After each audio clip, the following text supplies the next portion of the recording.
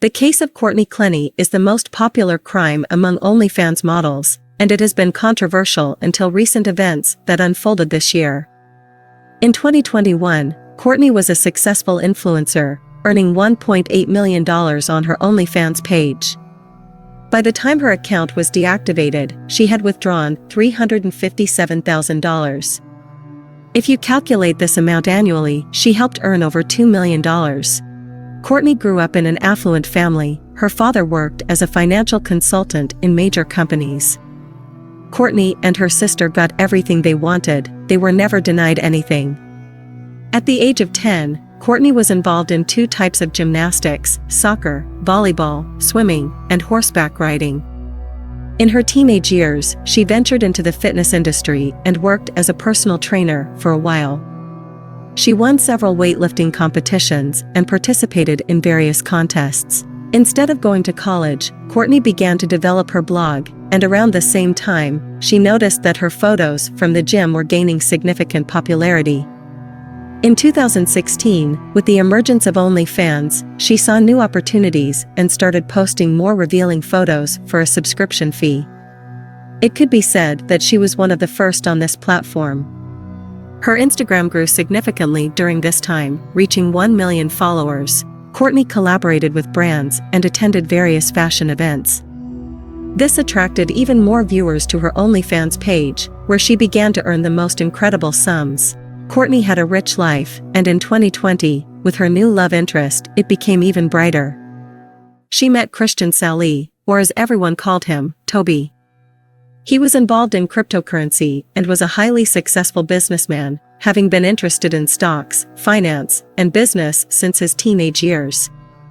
Combining all of his skills, he had accumulated a rather substantial fortune and had no intention of stopping there. The couple's relationship developed rapidly, and the honeymoon period quickly transitioned into a serious commitment, becoming an abusive relationship within a few months.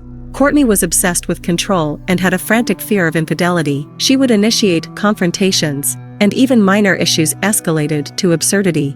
Physical violence was a common occurrence, happening just as quickly and unexpectedly. It's a slow process with red flags that are usually ignored or not recognized at all. The first clear episode of physical violence was when Courtney, in a fit of jealousy, struck Toby in the shoulder and chest. But he didn't break up with her because he perceived it as a mandatory part of their relationship and continued to date her. The girl's career was on the rise, and Toby began to assist her with organizing important meetings and managing finances. Within a month, he could already be considered her personal assistant. They spent their free time in bars and clubs, where Courtney would drink to excess, causing their relationship to become increasingly unstable. The first police report occurred when Courtney threw a glass, hitting Toby in the head. No charges were filed, and it was attributed to alcohol. The next significant chapter in the young couple's life began in Miami. Together, they moved into an upscale apartment on the ground floor with a view of Biscayne Bay. The apartment had 3 bedrooms and 3 bathrooms. Courtney herself paid the rent for this luxurious apartment, and during arguments, she used it as leverage and made threats. She felt privileged in this relationship, sometimes insulting and humiliating Toby, including racial insults. She would literally talked to her without telling me! Courtney, I was on a bike ride and she passed me and I said, hi, you and Courtney are having a live chat. My bad, I forgot to tell you that. That doesn't make you to act and call me a She would wreck hotel rooms and even their new apartment after a major fight. As is often the case with abusers, she swore that nothing like this would happen again, showered her partner with gifts and promises that things would be different now. And then surveillance video emerged, showing Courtney fighting with Toby, grabbing him by the hair, and attempting to punch him in the head. Despite this obvious chaos and horror in their relationship, nobody was inclined to break up, let alone involve the police. Toby defended his girlfriend before another police visit, which neighbors summoned due to the noise. In November of 2021, in another outburst of anger, Courtney cut Toby's leg. And the next day, he was already taking her shopping and to bars as if nothing had happened. Their relationship was worse than a roller coaster ride. Over the next 6 months, they would come together and drift apart several times a month. On one occasion, when Courtney was kicking Toby out onto the street, and he tried to return, she asked the arriving police to issue a restraining order against him, right in the building's entrance. Literally a couple of hours later, the couple reconciled, and a few days later, after all these events, the police came to their home again. But this time, Courtney herself made the call. What is the address of your emergency? I can't feel my arm. 3101. I can't feel my arm. So my boyfriend is dying of a stab. Ma'am, what is the address? Please, God, please. Come see my boyfriend. Baby, I'm so sorry.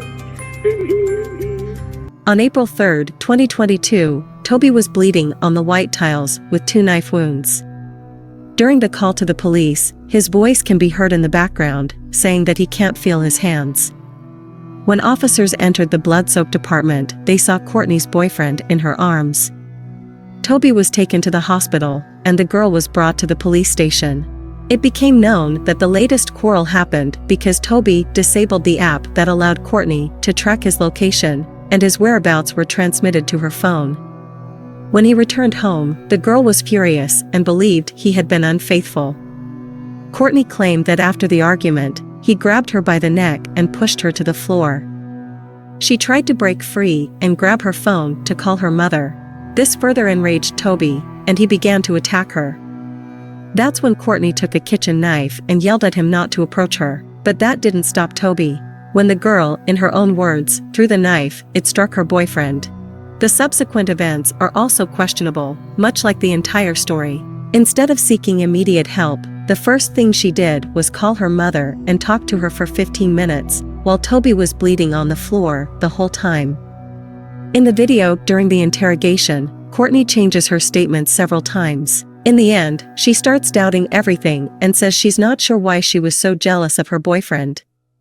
During the questioning, another investigator arrives and informs her that Toby did not survive. Courtney is in a state of shock and takes a very long time to come to her senses. The investigation didn't last long.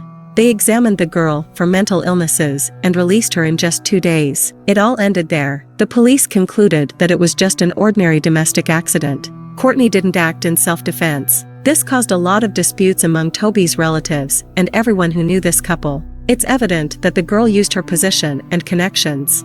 More likely, it was the other way around. Past incidents confirm this. Toby's family hired a lawyer while Courtney sank deeper into her destructive habits, which, ironically, worsened after her boyfriend's death. Events took a new turn in August 2022. Courtney was arrested on charges of second-degree murder. Toby's family's lawyers had been gathering evidence and videos for several months to determine who the real aggressor was. One of the arguments was precisely the elevator video and photographs of the hotel rooms where there was no sign of life after their argument. Courtney did not plead guilty and is currently in prison awaiting trial without the possibility of bail.